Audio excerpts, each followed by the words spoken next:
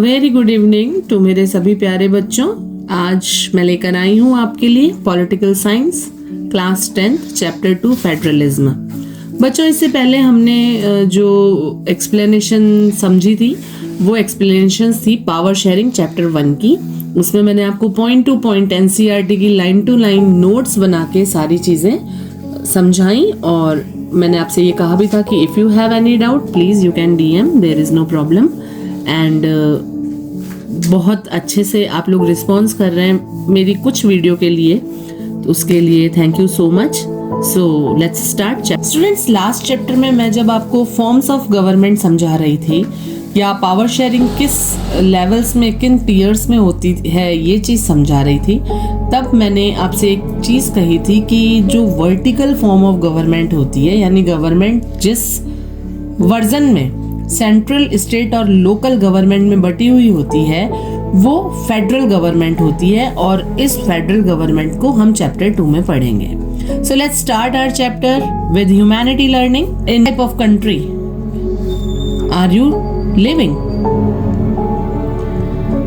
What is federalism? Is India a federal country? What makes India a federal country? What is the mechanism of federalism? Decentralization in India.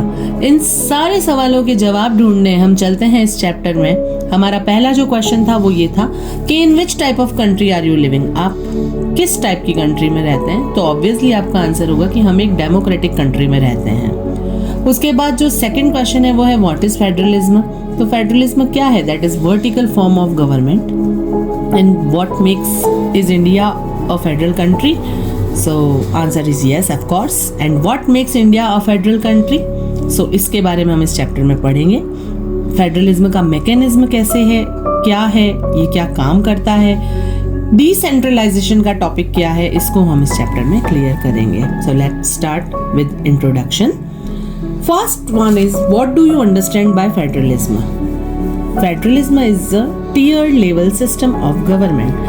Federalism जो होता है बच्चों, mainly government का एक level system होता है, tier level system होता है, जिसमें गवर्नमेंट टीयर्स में बटी हुई होती है, जिसमें पावर जो है वो डिवाइड होती है डिफरेंट लेवल्स में, और ये जो डिफरेंट लेवल्स हैं वो गवर्नमेंट के होते हैं, यानी कि सरकार के अलग अलग लेवल्स जिनके बीच में पावर डिवाइड है, उस अलग अलग लेवल्स को हम फेडरलिज्म की संज्ञा देते हैं। बिल्कुल इसी तरह से जैसे कि मान लीजिए इंडिया एक फेडरल कंट्री है, तो फेडरल गवर्नमेंट होती क्या है? फेडरल गवर्नमेंट एक vertical form of power sharing होती है। इट मीन्स ये और ये तीनों समान लेवल पे नहीं है। इसकी अपनी पावर्स हैं, इसकी अपनी पावर्स हैं, और इसकी अपनी पावर्स हैं।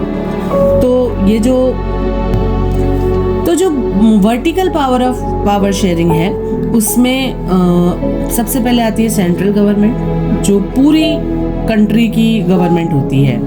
फिर आती है स्टेट गवर्नमेंट, जो पर्टिकुलर किसी स्टेट की गवर्नमेंट होती है, और उसके बाद आती है लोकल गवर्नमेंट, जो विलेजेस में प्रायर करती है, विलेजर्स को कंसीडर करती है। तो vertical form of power sharing में ये सारी चीज़ें होती है कि स्टेप बाय स्टेप पावर जो होती है वो शेयर हो जाती है। फिर हम बात करते हैं कि फेडरल गवर्नमेंट और यूनिटरी गवर्नमेंट में डिफरेंस क्या है। तो बच्चों, फेडरल गवर्नमेंट में गवर्नमेंट के हर लेवल के पास अपनी पावर होती हैं, और वो इन पावर को आगे स्टेट लेवल पे शेयर करता है, और स्टेट लेवल से लोकल लेवल में शेयर करता है। जैसे तीनों लेवल्स की अलग अलग पावर है, जैसे कंट्री इंडिया और USA। उसी तरह से बात करें यूनिटरी गवर्नमेंट की, तो केवल सेंट्रल लेवल पर यहाँ पर सारी पावर्स होती हैं। यूनिटरी गवर्नमेंट में केवल सेंट्रल लेवल पर यहाँ पर सारी पावर्स होती हैं, और फिर ये पावर्स को आगे डिस्ट्रीब्यूट कर सकता है, जैसे France, England. Now the another topic is features of federalism. Federalism के फीचर्स देखते हुए हम ये देखते हैं कि ऐसी क्या कैरेक्टरिस्टिक्स होती है फेडरल गवर्नमेंट में, जिससे एक कंट्री, एक बहुत बड़ी कंट्री जिसके सारे लोग अलग अलग कल्चर्स को फॉलो करते हैं, लैंग्वेजेस को फॉलो करते हैं, लेकिन फिर भी साथ रहते हैं। तो बात करते हैं फेडरलिज्म के फीचर्स की। इसमें हम देखते हैं कि गवर्नमेंट के जो है 3 लेवल्स होते हैं, central government, state level, local level.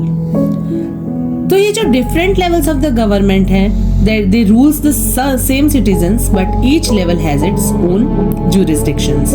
बच्चों, गवर्नमेंट के जो ये डिफरेंट लेवल हैं ये एक ही सिटीजन्स को रूल करते हैं, लेकिन हर लेवल के पास अपने अपने जुरिडिक्शंस होते हैं, जुडिशरीज होती हैं, न्यायिक पक्ष होते हैं। मान लो बिल्कुल उसी तरह से जैसे आप किसी जिले में रहते हैं और वो जिला है आपका राजस्थान स्टेट में, तो सबसे पहले आपको अपने मोहल्ले के वार्ड मेंबर को पार्षद बनाने के लिए वोट्स देने पड़ते हैं। ये वोट आप I think yearly. The another feature is the jurisdiction of the respective levels of government are specified in the constitution. और जो अलग अलग लेवल्स हैं गवर्नमेंट के, उनका जो jurisdiction है वो कॉन्स्टिट्यूशन में स्पेसिफाइड है। उसमें कोई कुछ नहीं कर सकता, कोई रूल नहीं बना सकता। ऑलरेडी कॉन्स्टिट्यूशन में सभी अलग अलग लेवल्स के जो jurisdictions हैं वो कॉन्स्टिट्यूशन में ऑलरेडी मौजूद हैं।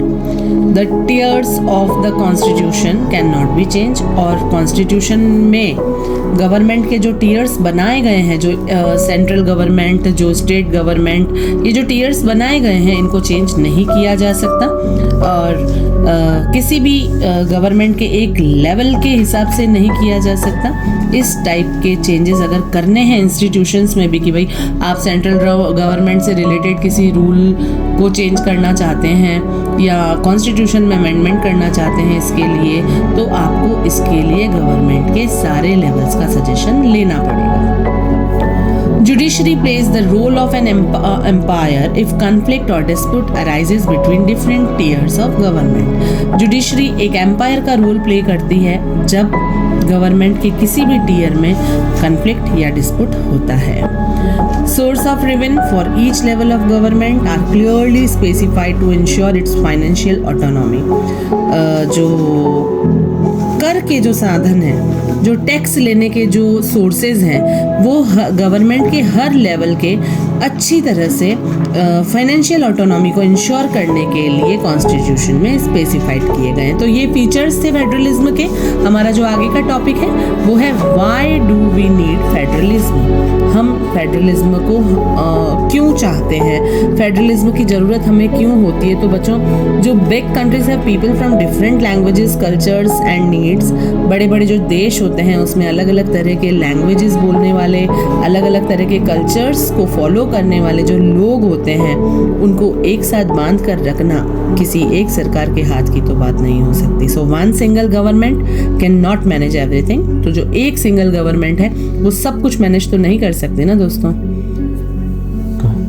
सो powers are divided to make, तो इसीलिए पावर्स को डिवाइड किया जाता है बेटर डिसीजन मेकिंग के लिए, अच्छे से डिसीजन लेने के लिए, एक गवर्नमेंट पे बर्डन को कम करने के लिए, पब्लिक ज़्यादा से ज़्यादा अपने लीडर्स को चुनने में सफल हो सके, पब्लिक पार्टिसिपेशन हो सके, उसके लिए। अब हम बात करते हैं फेडरलिज्म इन इंडिया में, कि इंडिया में जो फेडरलिज्म है उसकी क्या नीड है और वो क्या रोल प्ले करता है। तो India has 3 types of list for dividing powers. Now the topic comes that federalism in India. तो आप सभी बच्चों को ये तो पता ही होगा कि इंडिया ने जो है अपनी पावर्स को डिवाइड करने के लिए 3 टाइप्स ऑफ लिस्ट मेंटेन कर रखी है। सेंट्रल गवर्नमेंट से रिलेटेड लिस्ट जिसका नाम है यूनियन लिस्ट, स्टेट गवर्नमेंट से रिलेटेड लिस्ट जिसका नाम है स्टेट लिस्ट। स्टेट गवर्नमेंट जिन इश्यूज पर लॉज बना सकती है वो सारे इश्यूज स्टेट लिस्ट में कंक्लूड होते हैं। सेंट्रल गवर्नमेंट जिन इश्यूज पे लिस्ट बना सकती है वो सारे यूनियन लिस्ट में कंक्लूड होते हैं। फिर एक लिस्ट ऐसी भी होती है जिसमें सेंट्रल और स्टेट दोनों गवर्नमेंट्स अपने अपने हिसाब से रूल बना सकती है। इस लिस्ट का नाम होता है concurrent list. So let's talk about first union list.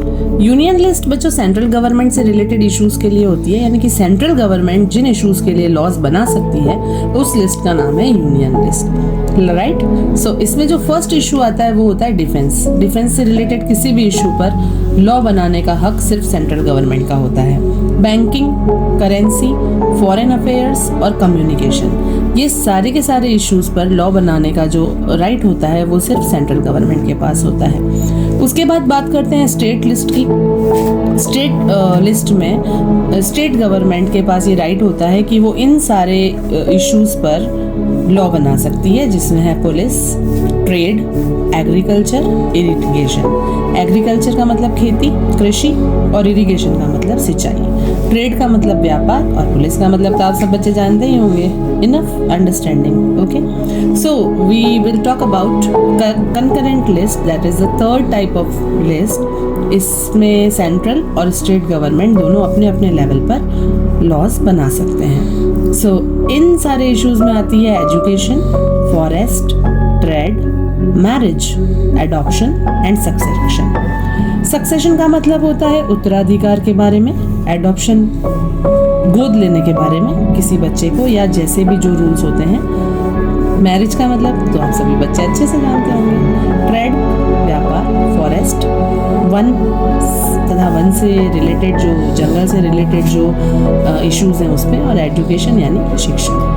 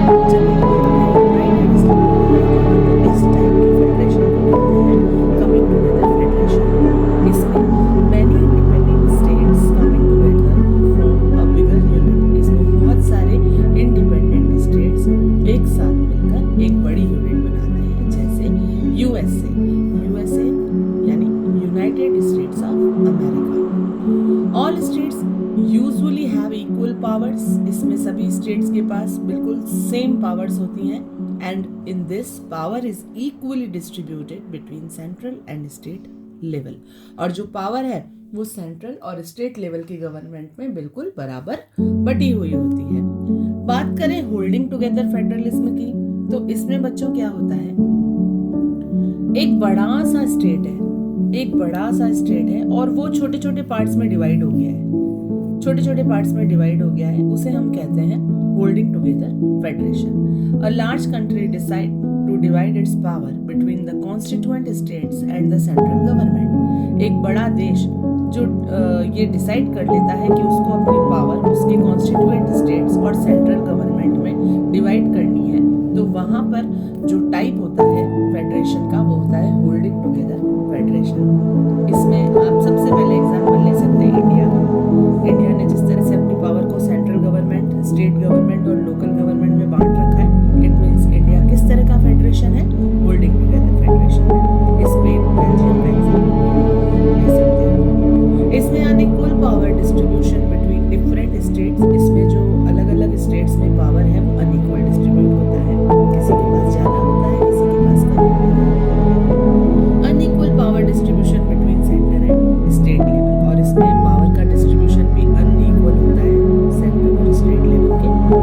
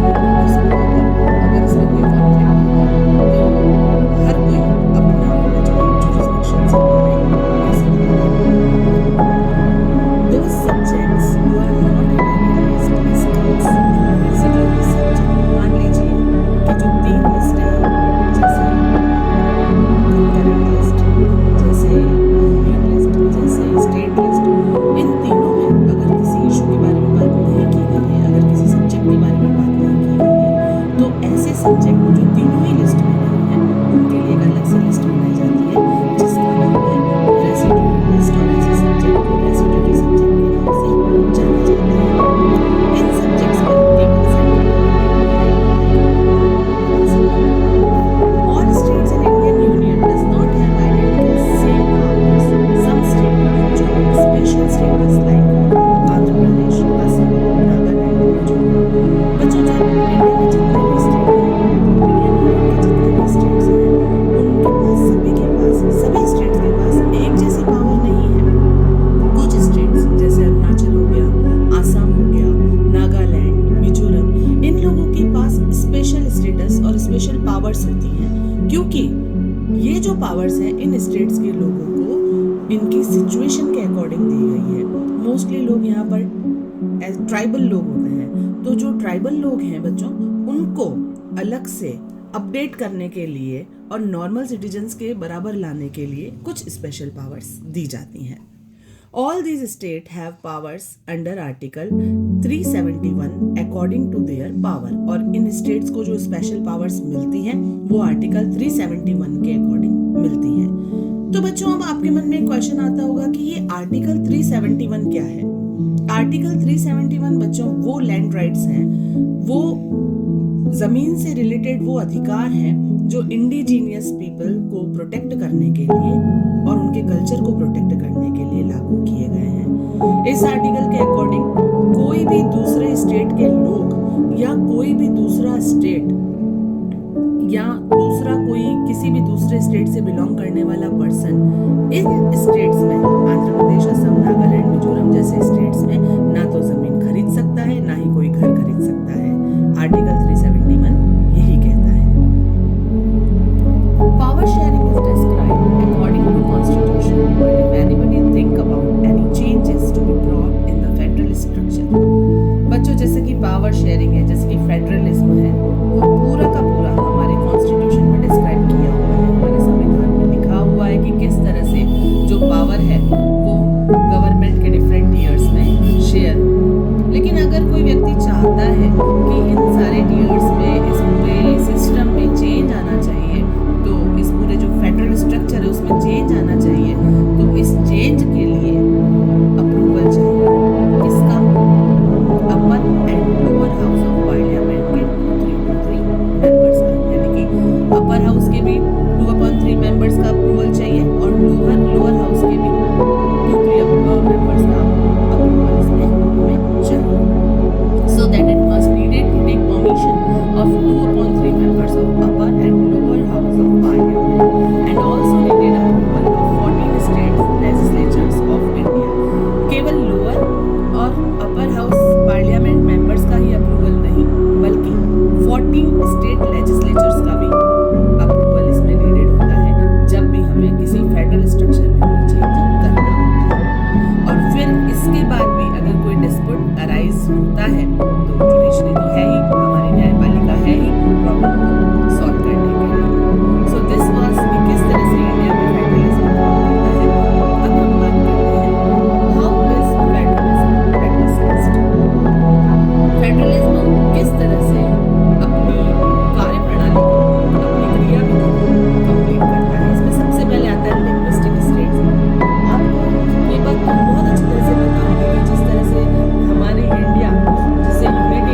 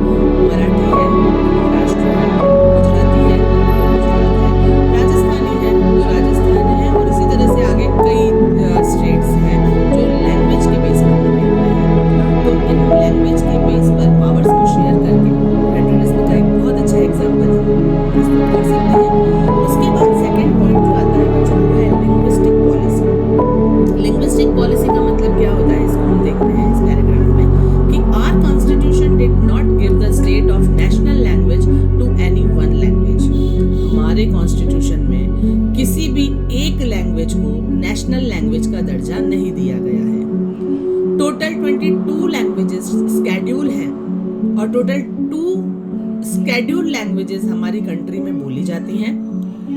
अगर आप ये कहते हैं कि हिंदी हमारी राष्ट्रभाषा है या हिंदी हमारी नेशनल लैंग्वेज है, तो ऐसा बिल्कुल नहीं है बच्चों।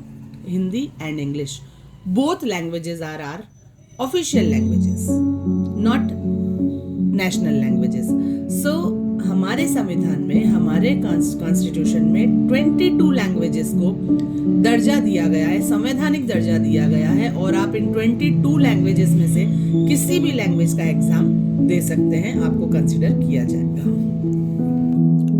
तो इस तरह से हमने देखा कि इंडिया में जो फेडरलिज्म है वो किस तरह से डिफरेंट स्टेट्स में पावर को शेयर करके, पावर्स का बंटवारा करके सारी कल्चर, सारे रिलीजन के लोगों को, सारी लैंग्वेजेस के लोगों को एक साथ रख पाने में कैपेबल होता है।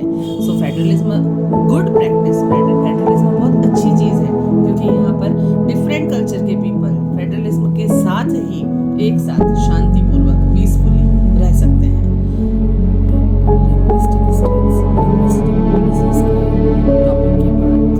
आज के इस वीडियो में हम स्टार्ट करेंगे सेंट्रल स्टेट रिलेशंस, लेकिन उससे पहले हम डिस्कस करेंगे एक टॉपिक 1965 का तमिलनाडु इंस्टीट्यूट जो लैंग्वेज बेस्ड था। सो let's start with 1965 Tamil Nadu state institute. For the officially purpose the use of English was discovered in 1965 के दौरान।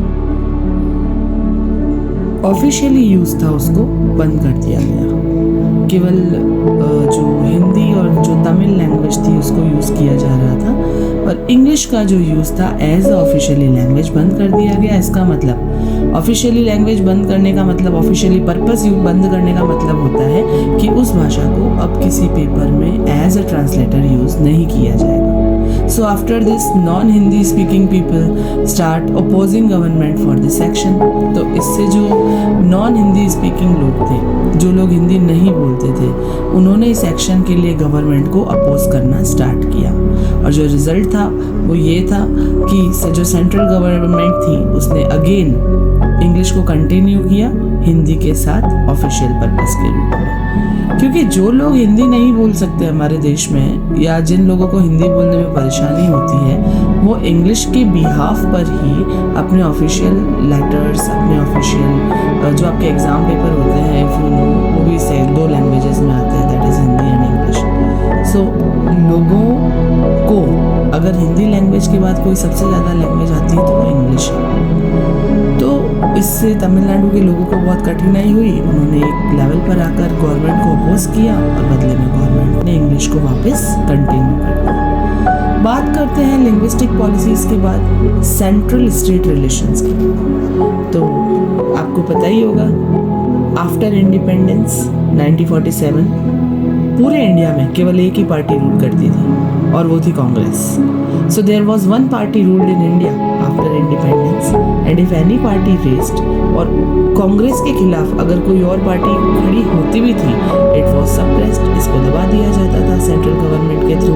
क्योंकि सेंट्रल गवर्नमेंट में कौन था? कांग्रेस चाहती थी पूरे देश पे उसका दबदबा रहे, इसीलिए कोई भी छोटी मोटी पार्टी अगर खड़े होने की कोशिश भी करती थी तो उसको दबा दिया जाता था, सप्रेस कर दिया जाता था।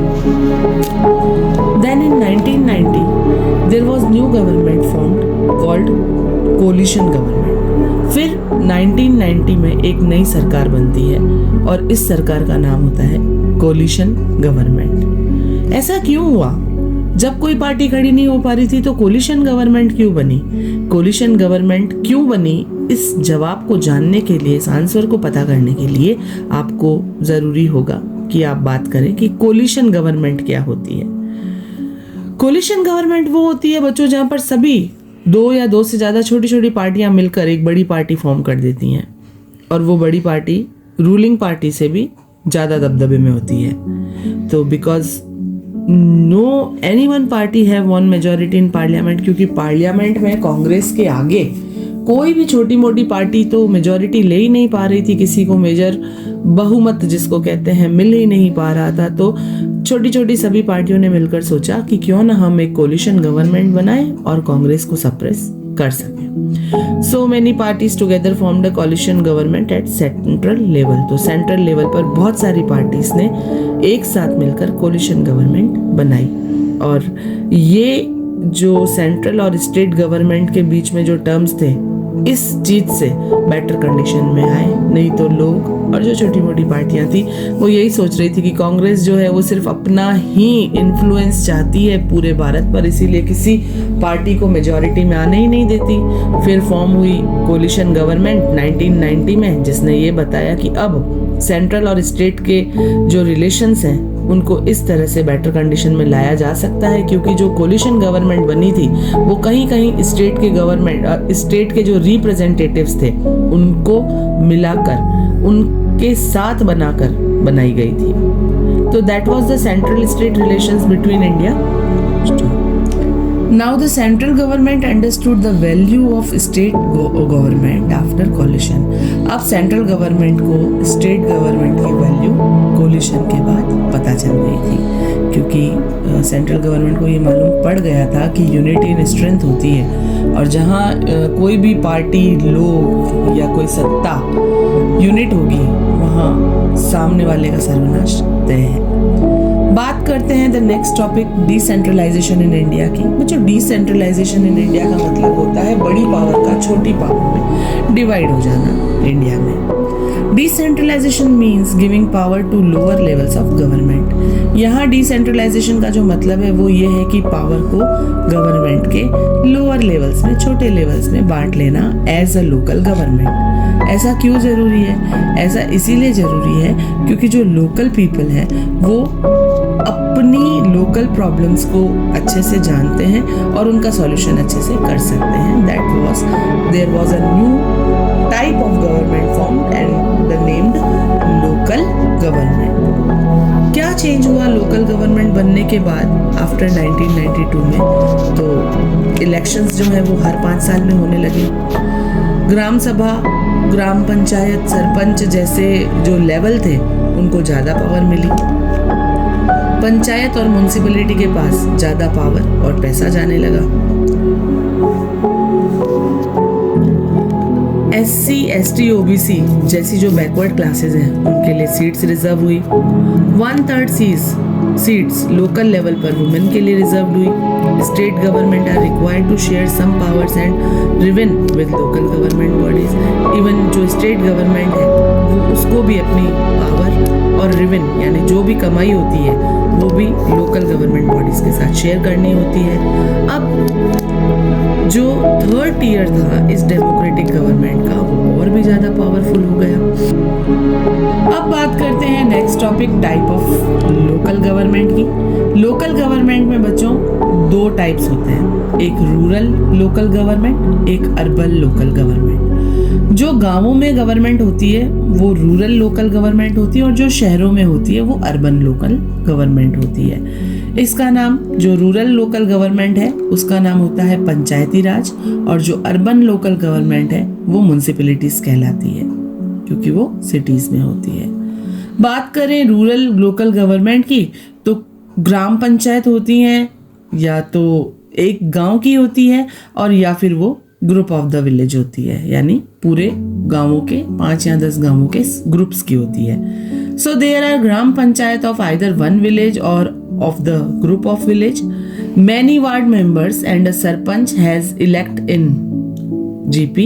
बहुत सारे वार्ड मेंबर्स और एक सरपंच यानी जो हेड है वो ग्राम पंचायत में चुना जाता है। Many ग्राम पंचायत मेक्स ग्राम ब्लॉक समिति, मंडल समिति और बहुत सारी ग्राम समितिज मिलकर ग्राम ब्लॉक या मंडल समिति बनाती है, और बहुत सारी पंचायत समितिज मिलकर जिला परिषद बनाती है। बच्चों, ये एक टियर की तरह चलता है, सबसे पहले ग्राम पंचायत, फिर ब्लॉक समिति या मंडल समिति या ग्राम समिति, और बहुत सारी ब्लॉक समिति या मंडल समिति मिलकर, पंचायत समिति मिलकर जिला परिषद बनाती है। उसी तरह से अर्बन लोकल गवर्नमेंट की बात करें तो म्युनिसिपल कॉर्पोरेशन होते हैं यहाँ पर ग्राम पंचायत की जगह पर, और इनका जो हेड होता है वो मेयर होता है, जिस तरह से ग्राम पंचायत का हेड सरपंच होता है।